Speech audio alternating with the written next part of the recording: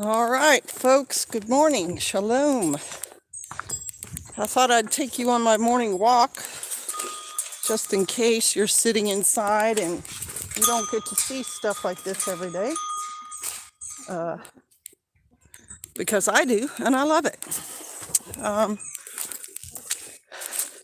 find me somewhere comfortable to sit, which is not easy out here because it's so rustic. Probably just a big old rock. And just have a little chat. Say shalom, everybody. Crew members, shout out to you, and channel members. All y'all are very appreciated. Let's see. I know it's really shaky and wobbly. You know me. I don't always plan everything out perfectly. It's probably going to move still a little bit. I've got my selfie stick, not my tripod. All right. You guys have been talking amongst yourselves. You're going to have to build a morning chat bench down by the critters. I sure am. I should set up a little studio down here, and I do have 2 benches on the property that are mine personally that were a birthday gift, and I can do that with them. There is Forest Preparedness, Patty Sanchez. Did you get any storm and winds on Shofar Mountain? We sure did. We got a lot of rain, I'm hoping you noticed that in the walk-up video where our channel, our canal had water in it and puddles and stuff. The ducks love it. Wow, y'all been talking to each other. Good morning, says David Green. There's Brother Aid, David Carter. There's the Greek Homestead. Shalom, shalom. Good morning from Eastern North Carolina. Good morning, Sister Kate from Jimmy Carr and Sarah Hoskins. She is making me cold, Wes said. Wes, you're very observant. There was supposed to be 36 degrees here last night, and I got up this morning and it said 33. So I'm hoping that didn't kill buds on my fruit trees. Shout out to Gardener 67. She is one friendly woman. She is very productive and very positive. She's done a wonderful job of joining other people's prepping channels and giving her support to other preppers and believers. There's frost on the pumpkin here in Missouri. Yesterday, tornado watch 77. This morning, 33 and frost. Yep. It poured rain all night, wet and sloppy. That's what we've got going on. Sick as a dog. Oh my gosh. And Wes asks, has your grandbaby arrived? Shalom, did you get any of the... Yep, okay, good morning all. Hopefully the frost is about over for the year. I think I have at least one more. I hope we don't. I hope we've had enough, because I wrapped those trees twice already, and I really don't want to do it again. I slept with the front door open to stay cool. That's very depression era. Good morning, everyone. Sunny and cold in Greece. And the Greek Homestead has just started being a chicken owner and has a coop and a flock. And it was very difficult for them to get those birds. So they have started their little self-sufficiency there in Greece. And bravo to you. Some of her ducks look like chickens. There is one chicken, and I have a story about that this morning. The rooster that's in there is some kind of silky rooster. He's some kind of fancy rooster that my grandkids didn't want in their flock anymore. Apparently he wasn't very friendly, so he got left here. And he has that hen, and I incubated eggs. I don't know if y'all remember that from prior live streams and stuff. And it looks like none of the duck eggs hatched. So I did the incubating wrong. I either didn't get fresh eggs or I didn't keep it wet enough, whatever. But at 21 days, a little chick hatched out in that incubator, and it was a greenish egg. And I assumed it was one of the ducks because I did not know that I had any green laying hens. And so apparently the little black hen is a green egg layer. So then I had to trace her back. Now she was hatched at the end of last year. So she's old enough to lay eggs now. And her mom was a black chicken that is some kind of meat bird. that was given to us, but her dad may have been my alternate rooster, who is part Aracuna. Aracunas do lay green eggs. So his daughter, the little hen in that orchard, must have gotten the Aracuna from her father, and she must have laid that little green egg, and then the chick she hatched, because the father of the chick is some kind of specialty bird, has fuzzy feet, just like her daddy. So that's, the drama, the genetics here on the mountain with the chickens.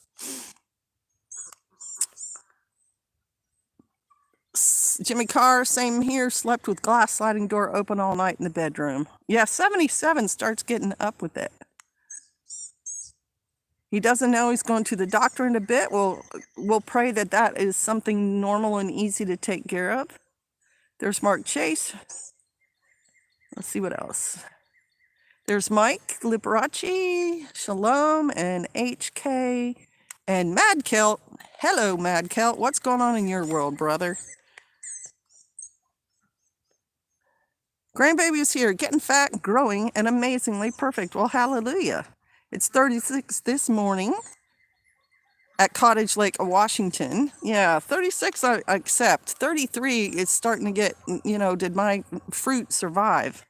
Bud should be okay if tight. My apple tree rebloomed after a frost. Yeah, luckily the last frost, there were a lot more blossoms on the trees, and covering the trees damaged a lot of the blossoms, but a lot of them also survived, and many of the things on the trees now are buds. I tried to show that in the beginning too of this video. 32 in Colorado, will likely frost through early May. Elijah Wayne. I like the name. Elijah was a prophet. Brown hair and sea blue eyes. That's what I have. All right. Grandma Ginger's farm. Good to see you, lady. Been a long time since we've been able to connect on the lives. How is your garden growing, lady? I know it's probably amazing. Okay. Don't know anything about that. Just basic that my hand's getting tired of holding the thing. That's why I switched. There's Forest Dog. Shalom.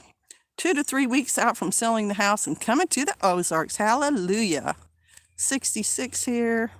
Okay, so the live stream's called Trials, and I don't know about you, Wes, you might include yourself in this, but we are having trials right now, and of all shapes and sizes, and this is how it is before a feast. The adversary strongly presses down on believers who are trying to be obedient to Yahweh. And just a few examples that I'll give you in our personal life right now. I don't know where my keys are. And if you guys would pray for me, that'd be awesome. We've had some familial drama. I won't go into it, but if you want to pray for us, I would take that.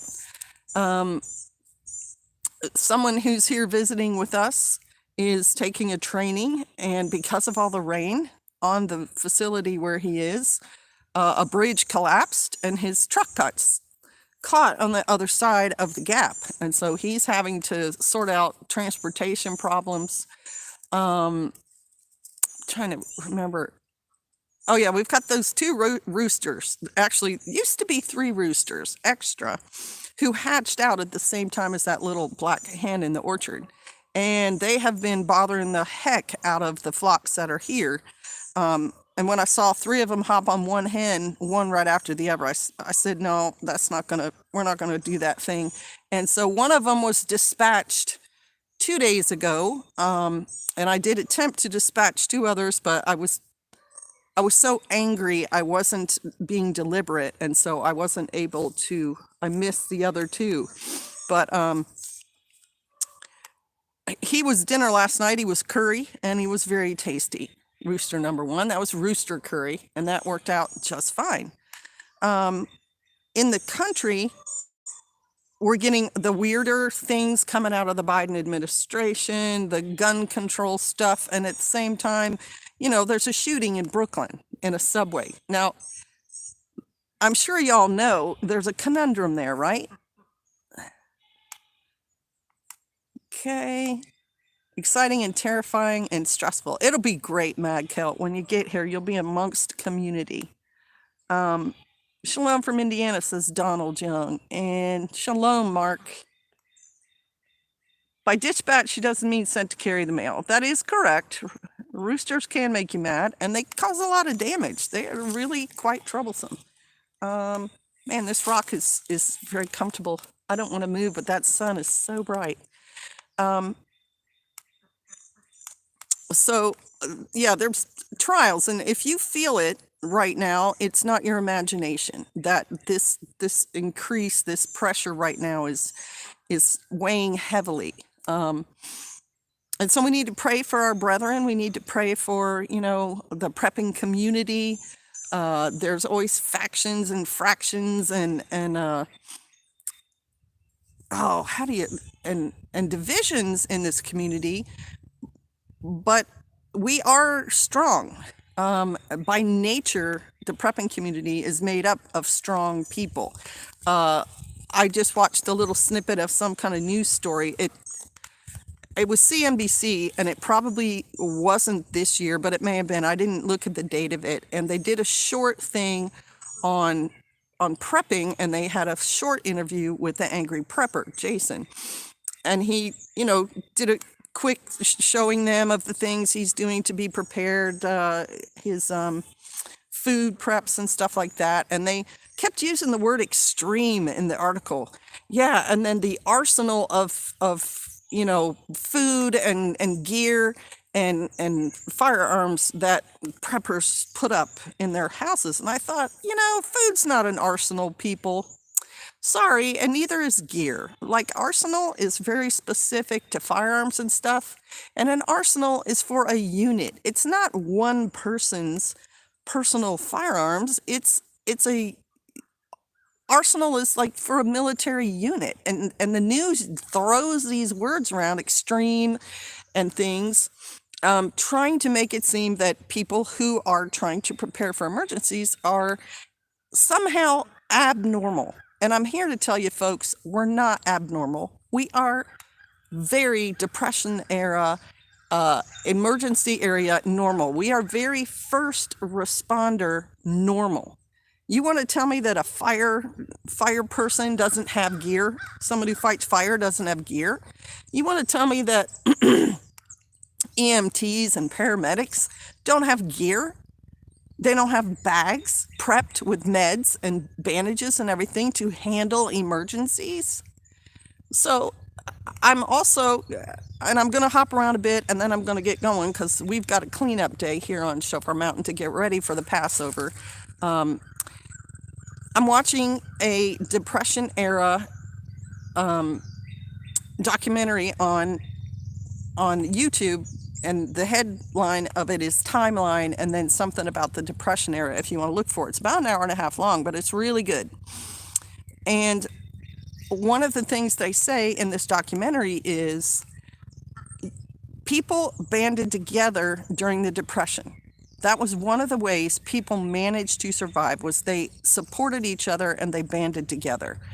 And Ernest Hemingway wrote two books, To Have and Have Not, and I think For Whom the Bell Tolls, might have been one of his other books, about in that time frame, in the Depression era. And the conclusion, I think, of To Have and Have Not was a guy can't do things by himself. A guy alone cannot survive. Not right now, obviously you can, but in times of extreme emergency, like economic collapse, you need help. And I thought, good on us preppers, because we are trying to band together, and it's not exclusive. It's not exclusive. If you're not a prepper, and let's just say, you're a hardware store owner, I want you to have people you can depend on, and I want you to have a network, and I want you to be strong and prepared for things, whether I know you and you watch prepper channels or not. I want church groups to support each other. I want therapy groups to support each other, because people are social and we need help sometimes. Look at this. Look at this. Always. There's always the one animal who's got to get in on the live stream. No, Tootie, now go on. You go on. So that was coming through very strongly in that documentary. And I do want to learn from history. You all know that. I study history to learn stuff, to learn things that may be valuable to me. Wow, that's kind of cool. The ducks are just all over the orchard. It's kind of fun. They're running around. Anyway, being prepared and having a group, a community, even your neighborhood. If your neighborhood right now is the kind of people who just wave at each other when you get your mail and help each other out when the UPS guy leaves a package on your doorstep, that's the beginning of something, right? That's more than just the lone wolf not wanting anyone around them ever. And so, lose my train of thought a little bit there. Keep that in mind, right? Right now, with the trials that are happening, it brings comfort, asymmetrical preparedness. He got online his channel last night, very upset, and said he didn't even know if he wanted to make his video and ask for prayers for stuff happening within his family, specifically with his wife. And he didn't go into details, and he doesn't have to. It's none of our business. If he wants to let us know what's going on, he will. And I totally understand that, because it's the same with me. But he asked for prayer because he said, I know prayer makes a difference. It does. Having help makes a difference. They've done scientific studies that people who get prayed for, who are in the hospital, sick or injured or whatever, do better, recover faster when people are praying for them. So that lesson was really good. That reinforces what we're all doing and believing.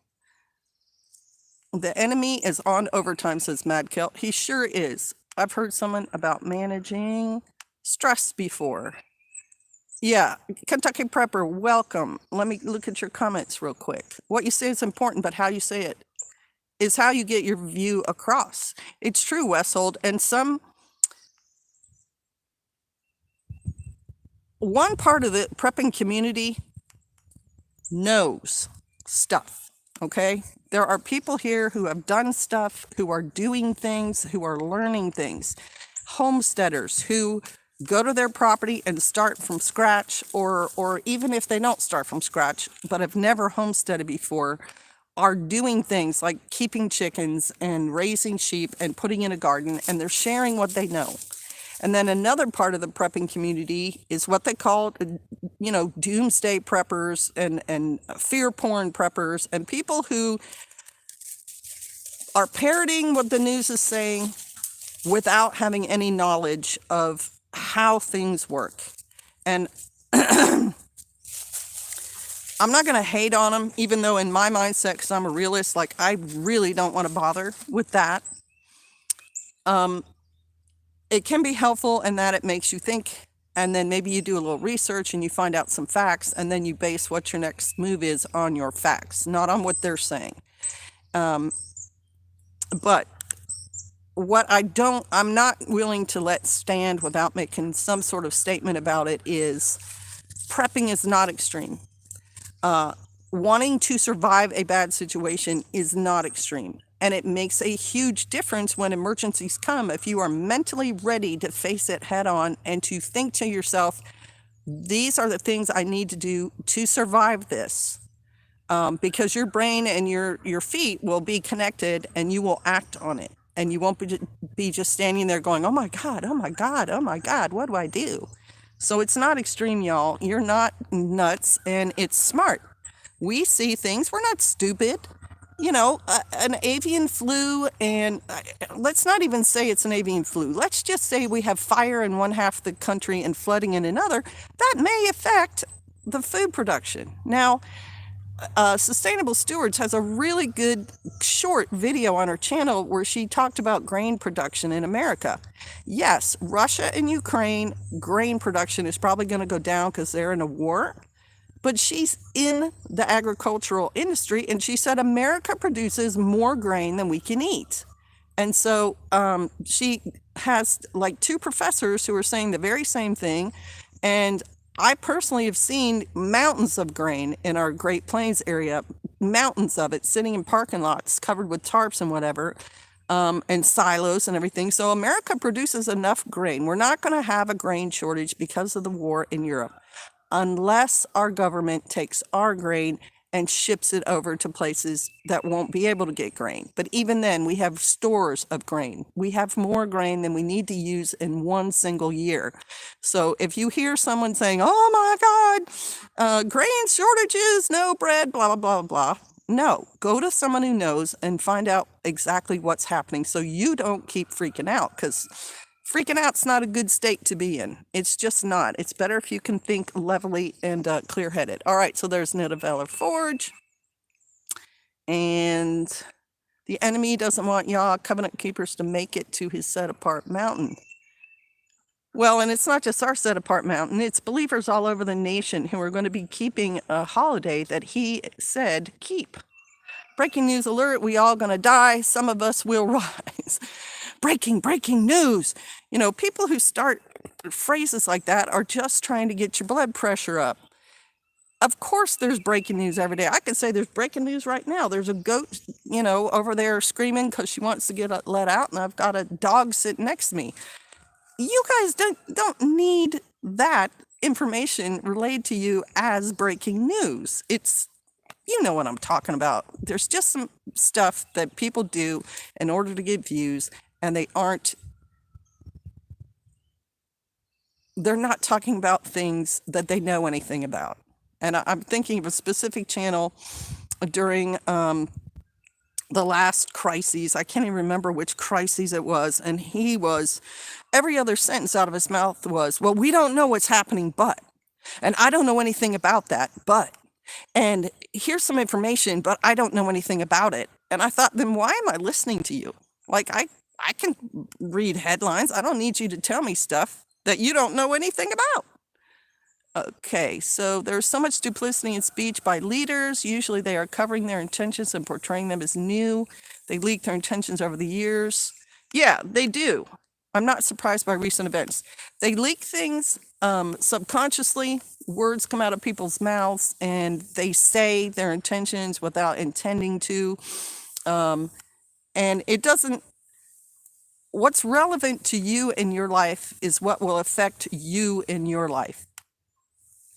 And so you need to have a mindset to sift out the noise, to sift out what's not important, and to focus on what is important. It doesn't help me to know what the Walmarts in California are stocked with. I should know what my Walmarts are stocked with. And our little store recently said, Frisky's cat food told us we're not going to get any more supply from them. That's relevant to me. That's something I should consider. You know what I'm saying? Okay, so I wanted to talk about that, and then I wanted to increase supply chain issues will start in about a month and will continue for at least 6 months. Look at China's lockdown in key port cities. And what's that going to mean to you, and what are you going to plan to do about it? I am almost done with the book on Hamilton. I know it's taken me a long time to read it, but it is so full of information, relevant information, that I read like 3 pages at a time and then I think about it. And the person who wrote the book is really smart. Alexander Hamilton was really smart. He did so much for our government, not just be Secretary of Treasury, not just start a Coast Guard. He did so many things in the political realm, and I'm here to tell you that all our founding fathers were definitely aware of politics and how important they were in forming our country. And they knew they had a public life with their families, and then a public life as a politician and had work to do there, and then a private life with their families and had totally different things going on there. I really recommend it. If you are anyone who wants to know anything about America, you read that book. And I'm in the very last pages of it. We're in the last week before the duel, and I think he knew. I think he had a premonition that he wasn't going to survive the duel, and he understood, like, his life had gone from this hard charging, immigrant who helped form a nation to a retired guy, a lawyer with a big family and starting to enjoy his retired life. Built or had built a nice family home on land outside of the city. And so there's a bittersweet feel to his last week. And again, there's still like, it's going to be emotionally hard for me to read it because I know what happens. And yet I'm screaming, I want to scream into the book, no, don't do it, don't do it. And many of his friends told him not to do it either. And he felt he had to, for his own personal honor, because in those days, duels had very rigid rules. And if you didn't abide by them, then you lost the respect of all your friends and acquaintances. So it's really, really good. There was something else I'm doing that you guys were involved in. Oh, I've got another book coming, another history book. I'm so excited. It's called 40 Thieves on Saipan. It is World War II. There's so much fascinating stuff about World War II. All the military units, the political things happening, individuals and what they did, resistance movements, code breakers, code talkers. It's just full of stuff. And so I've got that book coming and I'm super excited. And then Pastor just got a book that I'm probably going to read after he does. That's about our secret war in Laos during the Vietnam War, because his family and my father were directly involved in some of the secret kind of stuff going on during the Vietnam War over there in Asia, around Cambodia, Thailand, Vietnam, etc. And it looks like it's written by someone who did a really good job. The review of the book is really good. And I'm sure Pastor probably talked about it on his Patreon channel, but yeah, cool stuff. Shalom, our shepherds. And there's our shepherds. Shalom, Gardner 67. Yay. All right. So that's all my comments for this morning. I'm going to head back because I've got stuff to do, but we'll take just a few questions if you guys have any. Ooh, trying out my new Jackery solar panels. Want to be well practiced. Forest preparedness, I think that's a wise purchase. I find them just a little bit awkward, but if you carry them out by the handles and then get the electric plug-in out while you're still holding it upright and then set it up, I found that to be the quickest way to do it. And I find them very satisfactory. They crank out 200 watts like they're supposed to, as long as you've got them set in the sunlight. And I like the generator too. We use it at night when the day has been cloudy and we don't want our regular setup to, get drained. Those dueling pistols still exist. The mystery is that they are not mechanically identical. Well, and he did not intend to fire anyone. Does anyone want to give me a Jackery? Does anyone care? Set up a GoFundMe page, brother.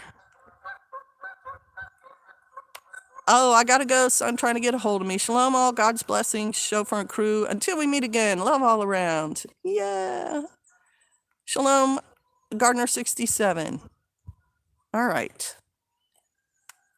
All of the non-vets I've spoken with speak very highly of the Montagnards, Hmong, and Laotian guys that helped them. We've lost a lot more guys without them. Absolutely. And that was the CIA running a covert op, right? They're using a people that no one over there really liked or respected.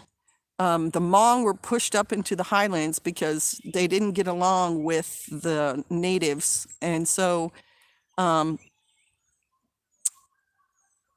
yeah, I'm sure it's going to be a fascinating book. And now I live in an area with a lot of Hmong, and we are very sympathetic with them because they did help us out.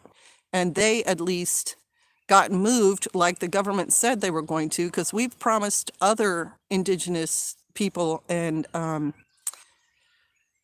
covert groups, we've promised them a lot of stuff, money, aid, coming to America, and then just stab them in the back. So Duck's dog, thanks. Hey, Becca Repurpose. So I'm at least happy that the Hmong got to come, and they are integrating as much as they want to into our society, but they are definitely also keeping themselves as a separate culture, speaking their language, keeping their religion, and being agricultural as they were in their homeland. The story of Laos is a wild one, but it's amazing. Yeah, there was a lot of stuff that happened over there. There were some tough, daggone individuals doing things in Laos. I used to work with and for some. They were in Lubbock, Texas. Name of Alexander Hamilton book. I'm pretty sure it's Hamilton, and it's by Ron Chernow. The most bombs America ever dropped were in Laos. If I recall, the thick mud kept swallowing the bombs. I believe that.